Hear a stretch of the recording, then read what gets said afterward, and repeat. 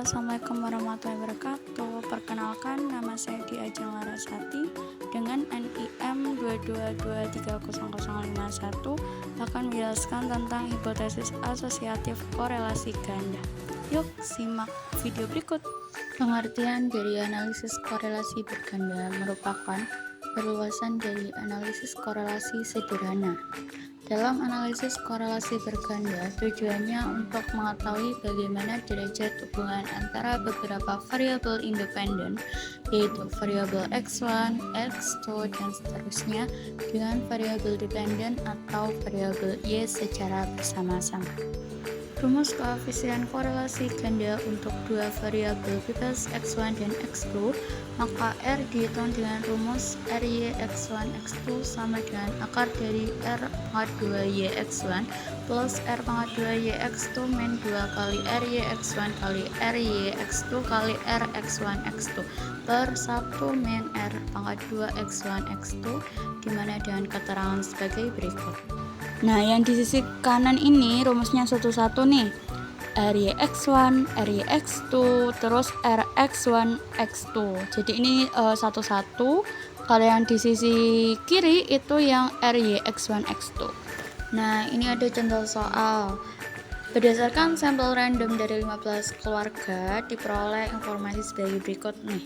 Misal, penghasilan keluarga besar itu kita perumpamaan X1, besar keluarga itu kita perumpamaan X2, kemudian pengeluaran bahan makan itu Y.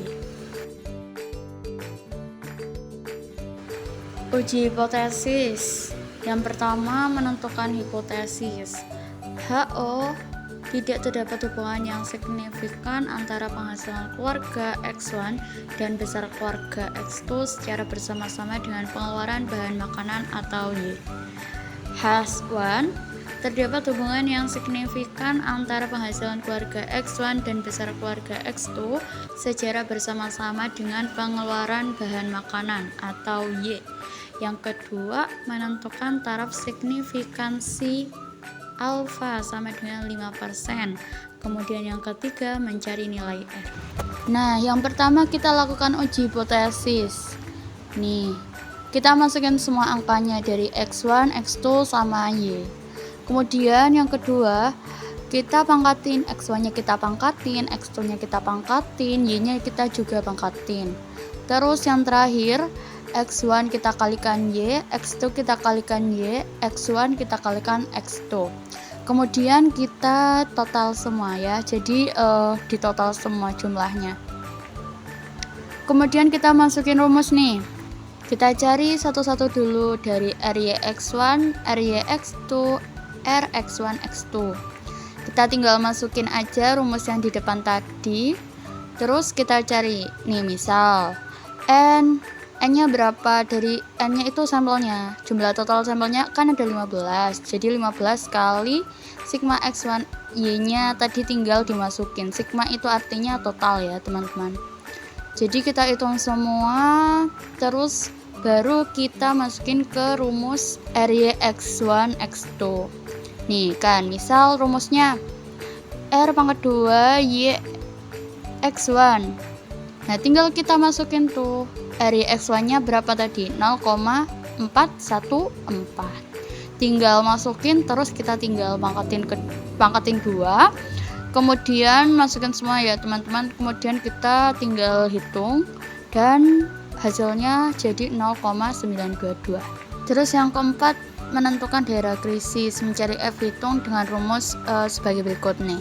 Nah, tinggal masukin aja yang tadi hasilnya yang R Y X1 X2. Nah, terus kita lihat di F tabel. Nilai tersebut selanjutnya dibandingkan dengan harga F tabel ya. Dengan DK pembilang sama dengan K dan DK penyebut sama dengan N min K min 1. Jadi DK pembilang 2 dan DK penyebut sama dengan 12. Ini salah ya. Jadi 15 min 2 min 1 sama dengan 12.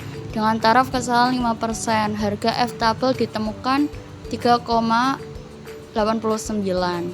Nah, kita lihat di F tabelnya. Jadi 12 kita tarik 2 ke belakang karena penyebutnya 2.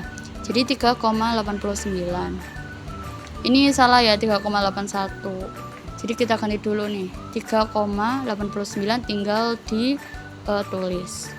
Jadi F Hiton sebesar 65,58 lebih besar dari F tabel sebesar 3,81 yang artinya menolak HO. Sorry salah teman-teman ya, 3,89 kita ganti dulu yang tadi yang artinya menolak HO. Yang kelima kemudian kesimpulan. Jadi kesimpulannya menolak HO. Artinya terdapat hubungan yang signifikan antara penghasilan keluarga atau X1 dan besar keluarga atau X2 secara bersama-sama dengan pengeluaran bahan makanan.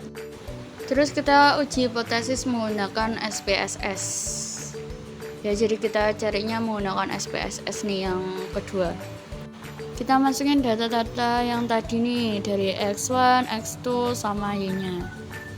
Kita pastiin dulu ini udah bener apa belum, terus kita klik analyze, terus regression, baru ke linear. Oke, baru ke linear. Kemudian kita masukkan independennya tadi nih, Y, terus X1, X2, independennya X1, X2. Kalau sudah, kemudian kita klik statistik, kemudian kita klik acquire change-nya, kemudian continue, lalu oke. Nah, nanti muncul gambaran seperti ini. Seperti yang kita hitung manual tadi, R-nya 0,922 sama itunya 0,00 di bawah 5%. Jadi seperti yang kita hitung manual tadi. Kita masukin hasil dari SPSS-nya tadi ke dalam PPT. Nih ya, nilai big change-nya 0,00 di bawah 5%. Signifikan alpha tadi loh 5%.